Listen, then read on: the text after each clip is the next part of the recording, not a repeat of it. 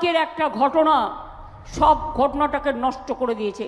আমি জানি না কারা এটা করেছে, প্ল্যান করে করেছে ডেফিনেটলি। আমার খুব মনে হচ্ছে একমাত্র মানুষ ছাড়া আর কেউ আমার সাথে নেই।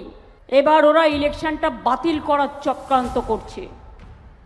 একটা ঘটনা নিয়ে বলে দিচ্ছে সারা রাজ্যের আইন শৃঙ্খলার অবস্থা খারাপ। একটা ঘটনা আপনারা বানাবেন আর সেই ঘটনা নিয়ে সারা বাংলার বদনাম হবে। এটা কেন হবে, কেন হবে, কেন হবে, প্রশ্নটা আপনাদের কাছে আমি রেখে গেলাম।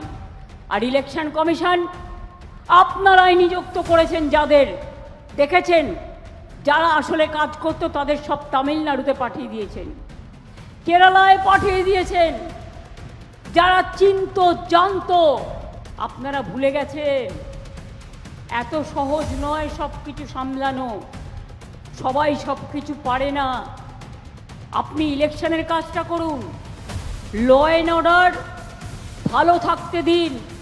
আমি আইপিএস আইএসদের মধ্যে ভাগাভাগি করি না। সিএস আপনারা তৈরি করেছেন, তাকে শোকজ করেছেন, হোম সেক্রেটারি আপনারা করেছেন, ডিজি আপনারা করেছেন, সিপি আপনারা করেছেন, এসপি আপনারা করেছেন, আইসি আপনারা করেছেন, বিডিও আপনারা করেছেন। তারা জানবে কি করে নতুন এসে কোথাকার কি জিওগ্রাফি, ডেমোগ্রাফি? বাংলার ডেমোগ্রাফি জানেন না, আর আপনারা বলছেন ডেমোগ্রাফি চেঞ্জ হয়ে গেছে। টোটালটাই অমিত শাহ করিয়েছে, টোটালটাই চক্রান্ত অমিত শাহ ইলেকশন কমিশনকে দিয়ে। তাকে রেজিগনেশন করতে হবে। আমি স্বরাষ্ট্রমন্ত্রীর রেজিগনেশন ডিমান্ড করছি।